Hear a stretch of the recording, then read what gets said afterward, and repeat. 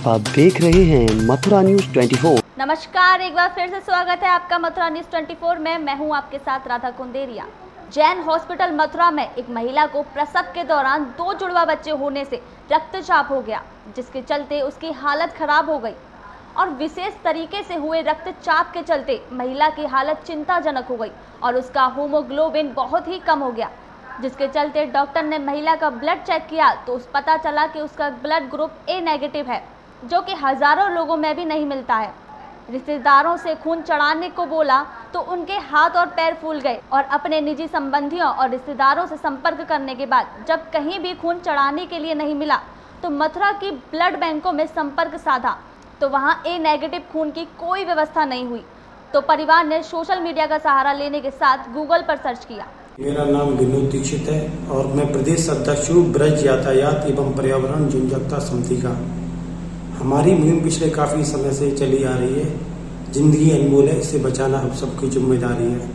उसी के अंतर्गत हम लोगों को विभिन्न फोन आते हैं और लोग अपने को बचाने के लिए रक्त की जो जरूरत होती है उसको हम लोग समय समय पर अपनी टीम के द्वारा पूरा करने की कोशिश करते हैं। आज उसी अभियान के अंदर हमको सूचना प्राप्त हुई कि एक महिला जिनकी तबीयत खराब है, उनको हाल ही में डिलीवरी होने वाली है।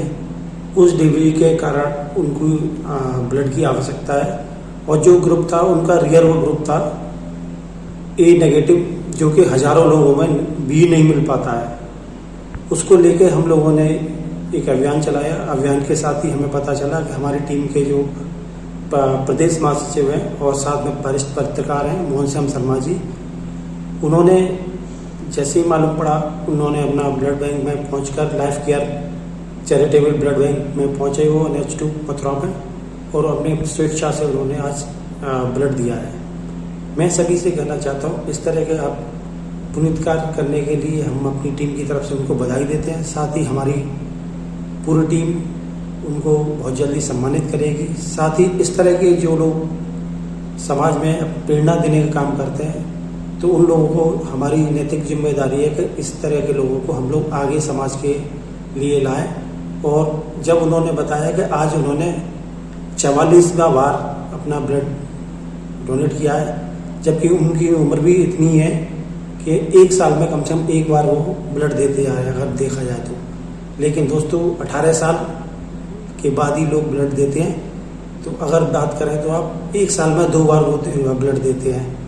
तो इसी तरह मैं कहना चाहूँगा सभी लोगों से कि आप भी किसी की जान बचा सकते हैं। एक बार अगर आप ब्लड देंगे तो लगभग 3 लोगों की आप जान बचा सकते हैं। इसके साथ मैं सभी लोगों का मैं धन्यवाद देता हूँ। साथ ही अगर पुनः अपने प्रदेश महासचिव पत्रकार मोहन श्याम शर्मा जी को बधाई देता हूँ टीम की तरफ से और धन्यवाद देता हूँ उनको ऐसे पुनीत कार्य करने के लिए। सभी का धन्यवाद।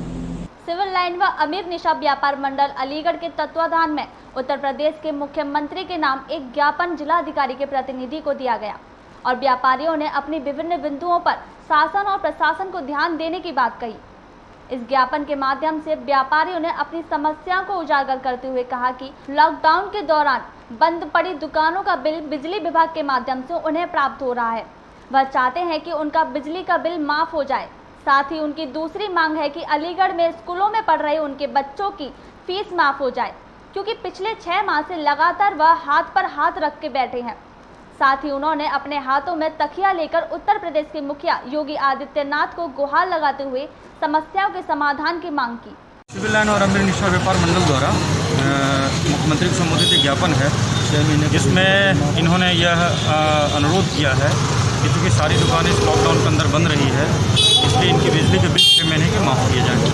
और मैंने ज्ञापन प्राप्त कर लिया है जिला प्रशासन की ओर से और हम इसको नियमानुसार मुख्यमंत्री तक भिजवाएंगे। भरतपुर जिले के कामा कस्बे में छात्रों ने खून से लिखा मुख्यमंत्री को पत्र। आधा दर्जन छात्रों ने छात्र नेता गुलाब साबिर के नेतृत्व में SDM विनोद कुमार मीणा को मुख्यमंत्री के नाम ज्ञापन सौंपा। गुलाब साबिर ने बताया कि कोरोना काल की वजह से पूरे देश में लॉकडाउन लगा हुआ था, जिसका प्रभाव काफी छात्रों पर पड़ा है। छात्र राज्य के विभिन्न जिलों से कॉलेज आते जाते हैं, जिसकी वजह से कोरोना वायरस का फैलने का खतरा नजर आ रहा है।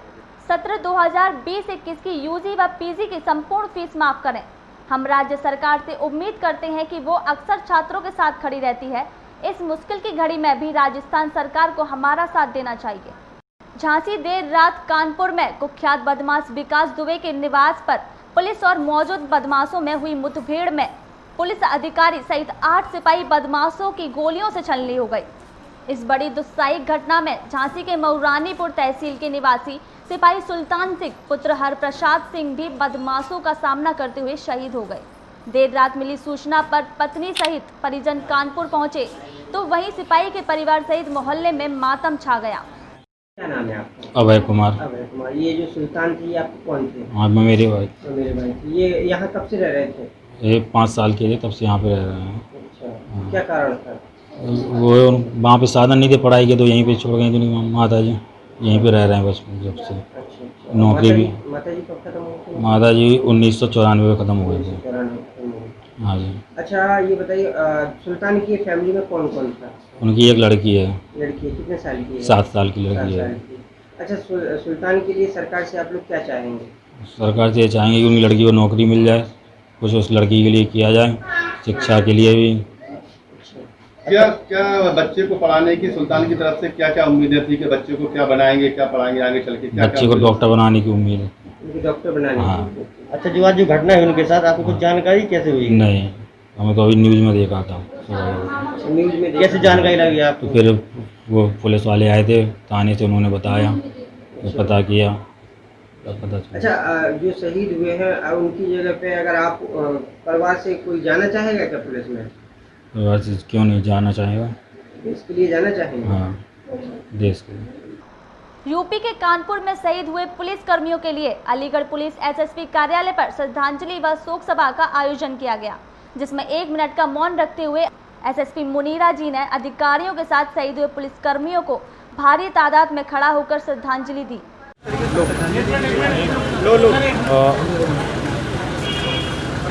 जो आज उत्तर प्रदेश में कानपुर जनपद में हमारा पुलिस परिवार का 8 कर्मचारी लोग शहीद हुआ है अपराधी पकड़ने के समय, उसके देखते हुए हम अलीगढ़ पुलिस में हमारा पुलिस ऑफिस का कर्मचारी लोग सब लोग मिलके आज 2 मिनट का उनका श्रद्धांजलि दिया है। शोक सभा मैंने आयोजित किया है, उस पर हमारा पुलिस कर्मचारी पुलिस ऑफिस का सभी लोग मिलके उनका सबका श्रद्धांजलि दिया है।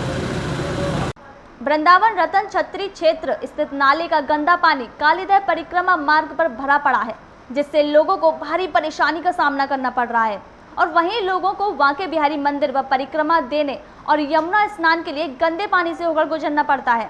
वहीं रतन छत्री के समीप 2 दिन पूर्व ही कोरोना पॉजिटिव मरीज सामने आया है, लेकिन नगर निगम इन सब बातों को नजरअंदाज करते हुए महामारी को निमंत्रण दे रहा है। क्षेत्र के चारों ओर गंदा पानी बहता रहता है और कूड़ेदान का कूड़ा भी सड़कों पर बिखरा रहता है। स्थानीय लोगों की शिकायत करने पर भी नगर निगम ने इस ओर कोई ध्यान नहीं दिया है। इस बारे में बताते हुए स्थानीय निवासियों ने कहा कि मेरा नाम है साहब, बोला है नाम।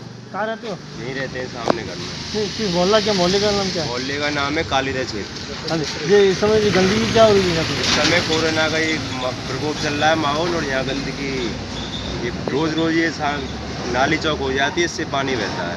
तो जल भराव हो रहा है यहाँ पे? है जल भराव हो रहा है। नगर निगम के लोग आए से देखने के लिए? नगर निगम के लोग आ जाते हैं, फिर आए दिन वो सुबह साफ कर जाते हैं, फिर शाम को फिर बढ़ जाता है। ये गंदा पानी है? गंदा पानी। इससे लोग निकलते होंगे गंदे पानी में से? हाँ जी, लोग निकलते हैं, देख लो आप है ही। वृंदावन नगर उद्योग व्यापार मंडल द्वारा शुक्रवार को शाहजी मंदिर के समीप अग्रवाल धर्मशाला में एक बैठक का आयोजन किया गया, जिसमें लॉकडाउन के कारण व्यापारियों को हुई आर्थिक परेशानियों के बिंदु पर चर्चा की। साथ ही बैठक में व्यापारियों ने सरकार व प्रशासन से अपनी मांग उठाते हुए कहा कि विद्युत बिल, स्कूल की फीस को माफ किया जाए और इसमें एक प्रमुख मांग यह भी थी कि पूरे सप्ताह बाजार खोलने की अनुमति भी दी जाए। इन सभी बिंदुओं को लेकर नगर उद्योग व्यापार मंडल ने जिला प्रशासन से मांग की। इस बारे में जानकारी देते हुए नगर उद्योग व्यापार मंडल के नगर अध्यक्ष आलोक बंसल ने बताया। हाँ, आज मीटिंग का आयोजित की गया।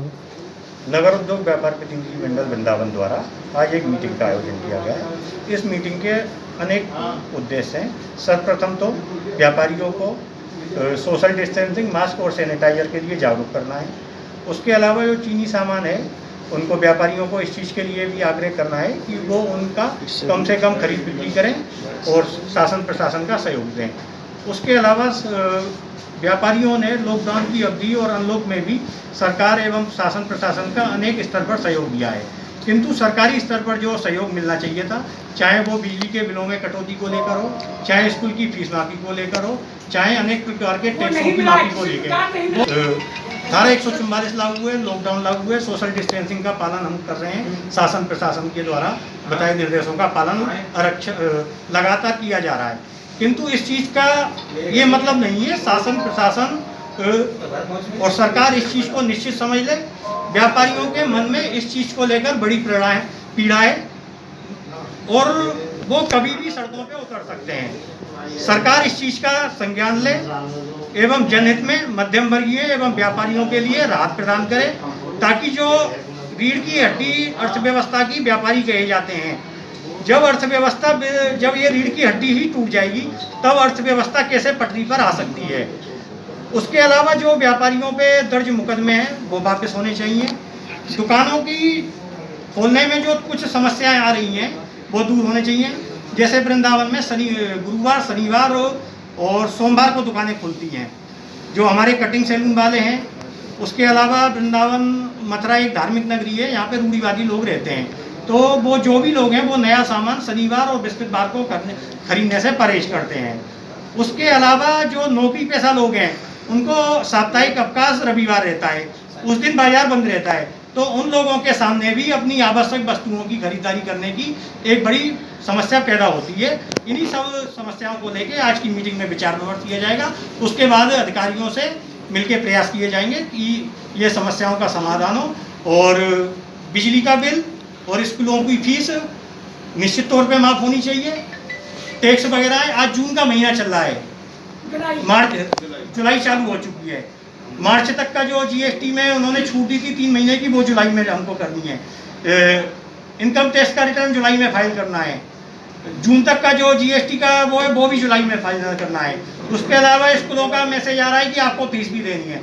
जब व्यापार ढंग से चल नहीं रहा, रोजगार व्यापार पटरी पे आया नहीं था, तो इन सारी आर्थिक समस्याओं का समाधान क्या होगा, किस तरह व्यापारी जब आवश्यक वस्तुओं और रोजमर्रा के खाने पीने की सामानों की उपलब्धता ही सुनिश्चित नहीं कर पा रहा, तो ये सारी सरकारी टैक्स वगैरह ईएमआई वगैरह किस तरह दे पाएंगे बिना सरकारी किसी राहत को मिले। वृंदावन विकास फाउंडेशन द्वारा मथुरा वृंदावन नगर निगम के वृंदावन जोन कार्यालय पर अपर नगर आयुक्त सत्येंद्र कुमार तिवारी को ज्ञापन सौंपा गया, जिसमें वृंदावन को सुरक्षित स्वच्छ करने हेतु 17 सूत्रीय बिंदु पर चर्चा की गई, जिसमें से कुछ बिंदु नगर के मंदिरों के पास सुलभ शौचालय की व्यवस्था, जिससे कि बाहर से आने वाले तीर्थ यात्रियों को शौचालय की व्यवस्था उपलब्ध हो सके, और प्रत्येक वार्ड में हर 1 सप्ताह की कीटनाशक दवाई का छिड़काव हो। वृंदावन विकास फाउंडेशन के तत्वावधान में नगर निगम में विगत 6 महीने पहले भी एक ज्ञापन दिया गया था, जिसमें 22 सूत्रीय मांगे थी। तो पहले तो नगर निगम को बहुत बहुत धन्यवाद करता है वृंदावन विकास फाउंडेशन कि उसमें से 18 मांगों को पूर्ण रूपेण कार्य किए गए हैं, उसके लिए नगर निगम को बहुत बहुत धन्यवाद। दूसरा, आज पुनः 17 सूत्रीय मांगों का ज्ञापन नगर निगम में दिया गया है, जिसमें नगर निगम के द्वारा पूर्ण आश्वासन मिला है कि सभी कार्यों को अतिशीघ्र कराया जाएगा। जिसमें सबसे बड़ी समस्या है मंदिरों के पास में सुलभ शौचालय की। तो सुलभ शौचालय के लिए नगर निगम की कुछ जगह भी पड़ी हुई है, उस जगह पर अतिशीघ्र सुलभ शौचालय बनाए जाएं। दूसरा, यहाँ पर जो नए क्षेत्र अभी नगर निगम में जुड़े हुए हैं उनमें सफाई की व्यवस्था, जल की व्यवस्था, तथा अब बरसात का समय आने वाला है और बरसात में वृंदावन में हर नाली में कीड़े मकोड़े उत्पन्न हो जाते हैं, मच्छर आदि उत्पन्न हो जाते हैं, जिसके कारण नाना प्रकार की बीमारियां फैलने का डर है। तो एक सबसे बड़ी मांग है कि हर 7 दिन में प्रत्येक वार्ड में कीटनाशक का छिड़काव, ये विशेष मांग है। गांधी पार्क का जो नगर निगम के द्वारा डेवलपमेंट हुआ ये बहुत अच्छा हुआ। इसी तर्ज पर वृंदावन के और जितने भी पार्क हैं उनका डेवलपमेंट किया जाए, उनमें भी सभी लोगों को सुबह से घूमने की व्यवस्था हो, पेड़ पौधे लगें तथा उसमें जिम आदि के जो यंत्र हैं वो लगा दिए जाएं, तो वृंदावन की पब्लिक के लिए बहुत लाभ होगा। जितने भी ई रिक्शा हैं, अभी तक वृंदावन की सबसे बड़ी समस्या है कि जाम का कारण भी ई रिक्शा है और इनका कोई रूट भी फाइनल नहीं है और कोई भी इनका एक फिक्स किराया नहीं। नगर निगम से हमने अनुरोध किया है कि ई रिक्शा का एक तो रूट फाइनल हो तथा किलोमीटर के हिसाब से अथवा रूट के हिसाब से उनका एक फिक्स किराया फाइनल हो। बड़े मंदिरों के पास में डस्टबिन रखे जाएं तथा वहाँ से कूड़ा निस्तारण की व्यवस्था हो। दूसरी एक और बड़ी मांग रखी है कि जो बड़े शहरों में अथवा अन्यत्र शहरों में मशीनों द्वारा सफाई की जाती है रोडों पर, मंदिर के आसपास में अथवा मार्केट में, तो वृंदावन में भी मशीनों के द्वारा रात्रि काल में सफाई की जाए और यहाँ पर कूड़ा निस्तारण का कार्य किया जाए। जितने भी मार्ग हैं उन मार्गों पर सप्त देवालयों का, वृंदावन के जो प्रमुख मंदिर हैं सप्त देवालय, जिनको अब लोग जानते नहीं है, जो बाहर से यात्री आता है उसको पता ही नहीं है कि वो तो यही जानता है वृंदावन में केवल जो नवीन मंदिर है यही मंदिर है, या वो बिहारी जी तक जाने के बाद में वो समझ लेता है मेरा वृंदावन हो गया। तो नगर निगम से हमने आग्रह किया है कि उन सप्त देवालयों का अथवा जो प्राचीन देवालय हैं उनका मानचित्र सभी चौराहों पर लगाया जाए, जिसके कारण आने वाले तीर्थयात्रियों को उसका लाभ मिले। आज आपकी कुल कितनी मांगे रही हैं? 17 मांगे रही हैं, और जिसमें एक और बड़ी मांग रही, वृंदावन के जितने भी बंदर हैं वो सभी टीबी जैसी महामारी से संक्रमित हैं। उनके संक्रमण नाशन के लिए नगर निगम के द्वारा उनको कोई ना कोई दवा दी जाए। अगर वृंदावन का बंदर किसी व्यक्ति को काटता है तो वो संक्रमण उस व्यक्ति में भी जाएगा और उस व्यक्ति में संक्रमण जाने के बाद में वो संक्रमण वृंदावन में फैल सकता है। इसलिए कहीं वो महामारी के रूप में ना फैल जाए, इसके लिए बंदरों को दवा अतिशीघ्र दी जाए और पकड़वाने का कार्य किया जाए। तो निगम के लिए बहुत बहुत धन्यवाद। झांसी में थाना प्रेमनगर क्षेत्र के नैनागढ़ में महिला और उसके बेटे की पिटाई का वीडियो सोशल मीडिया पर वायरल हो रहा है। इस वीडियो में एक महिला और एक युवक को कुछ लोग डंडे व लात घूंसों से जमकर मारते हुए दिखाई दे रहे हैं। बताया जा रहा है कि जमीन को लेकर एक पक्ष के लोगों ने दूसरे पक्ष की महिला और उसके बेटे की बुरी तरह से पिटाई कर दी। 29 जून को हुई पिटाई की घटना सीसीटीवी में कैद हो गई। वीडियो के वायरल होने के बाद पुलिस ने तहरीर के आधार पर दोनों पक्षों के खिलाफ कार्रवाई कर दी है। बुशरा कुरैशी। क्या हुआ आपको? क्या घटना हुआ?